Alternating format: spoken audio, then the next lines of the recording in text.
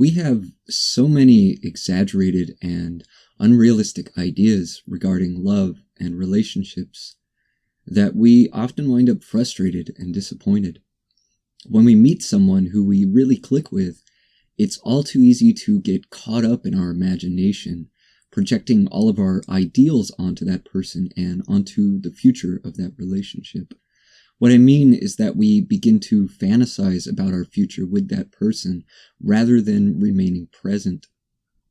We all have particular ideas of how a relationship is supposed to be, what it's supposed to look like. We've created in our minds, often through social consensus, a particular standard for all relationships. And when we meet someone new, we find ourselves asking, could this be the one? Could this be the person I'm supposed to spend my life with? Because otherwise we assume that we're wasting our time. And if we're very typical, we might already have the whole thing planned out in our mind. The wedding, how many children we're going to have, what our house is going to look like, and so on. And while there's essentially nothing wrong with having any of those things, it's just too presumptuous to assume that this is the direction the relationship is going to move in. Even if the relationship does want to move in that direction, trying to coerce it could actually inhibit its natural flow and send it way off course into stormy weather.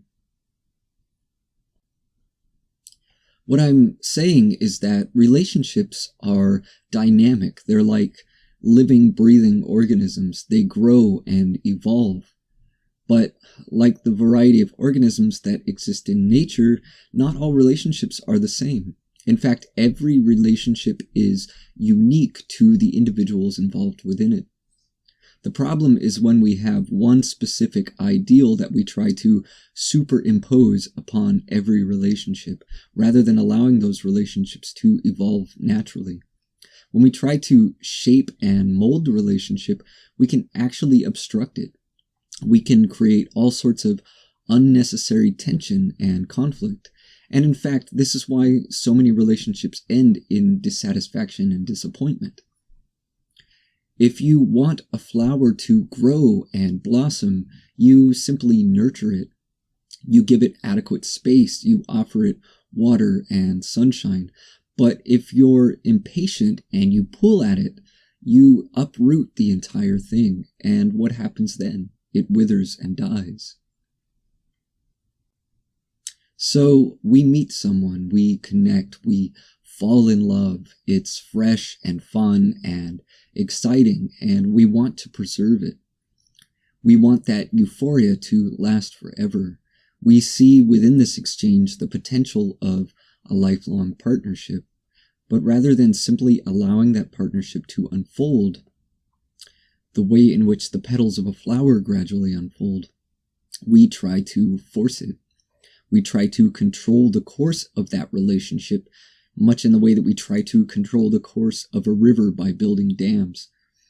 After some time, the relationship appears to be taking on the shape that we'd like for it to have, but we've inhibited its natural flow. And it was this natural flow, this natural ease that initially made the relationship so exhilarating in the first place. Now that excitement has begun to fade away and we don't understand why.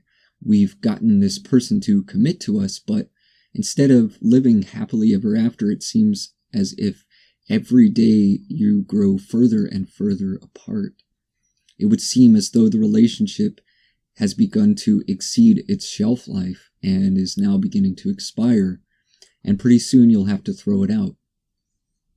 So the question is, what went wrong?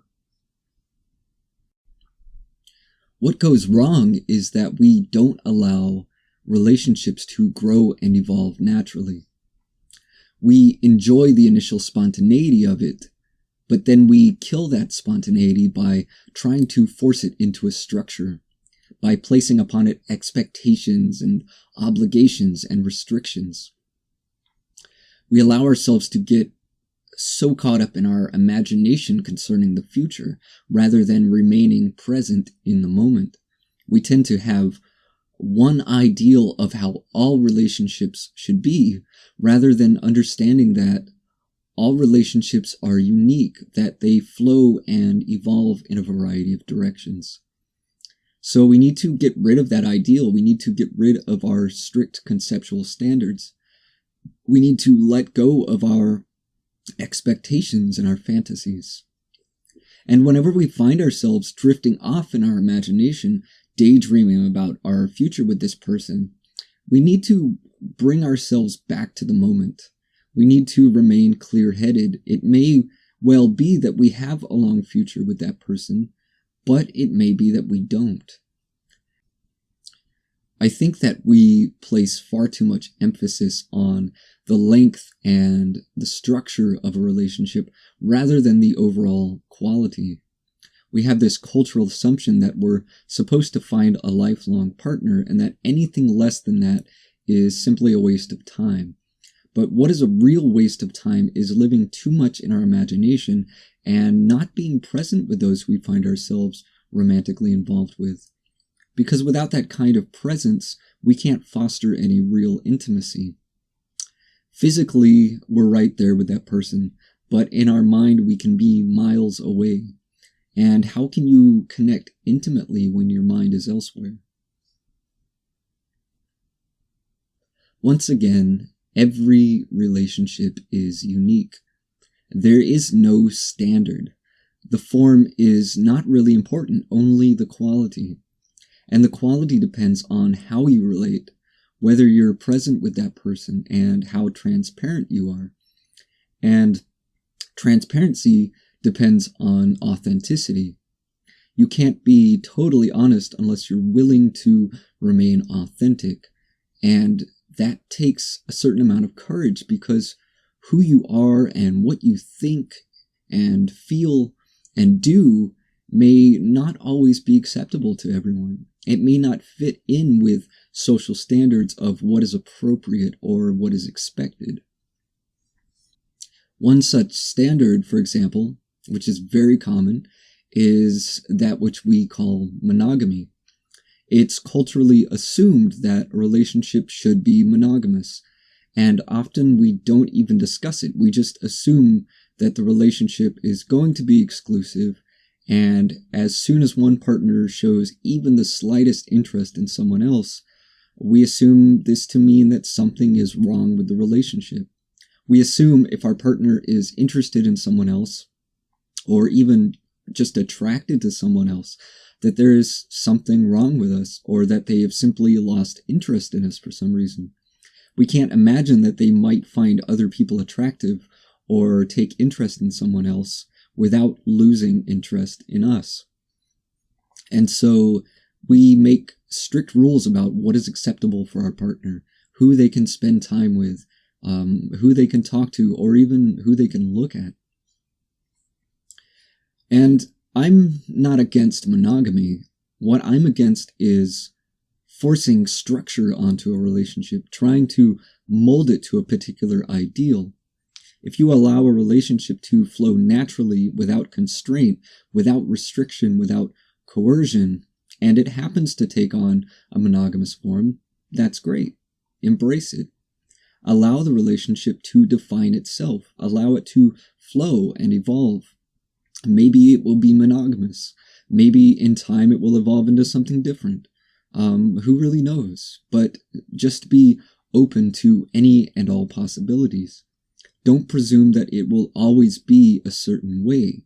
If it is, that's fine. But if we have expectations, we're setting ourselves up for disappointment. The truth is, we don't know what the future holds. Personally, I don't believe in any sort of strict monogamy. If monogamy happens naturally, that's fine. But what I mean is forcing it to be monogamous, because you may be going against the natural flow of that relationship. If you're creating restrictions for one another, inhibiting one another's freedom, then there's going to be tension, there's going to be resentment. And forget about someone leaving you because they meet someone new. The main reason why relationships fall apart is because of resentment. So whether we're talking about monogamy or non-monogamy or whatever it might be, relationships are not about trying to squeeze the other person into a mold, trying to force them to fit with your ideals and standards. When you do that, you suffocate the relationship. You create tension and resentment, and that erodes the relationship. Again, the most important thing is quality. So we have to let go of our expectations, our ideals, and our fantasies. We have to stop trying to shape it, to force it, to steer its direction, and simply allow it to take its own natural course. We need to let go of our attachments, not only to one another, but to any concepts about what the relationship is supposed to look like, to any sort of labels we might want to impose upon it. Simply let the relationship define itself, and simply enjoy the ride for however long it lasts, and in whatever direction it takes you.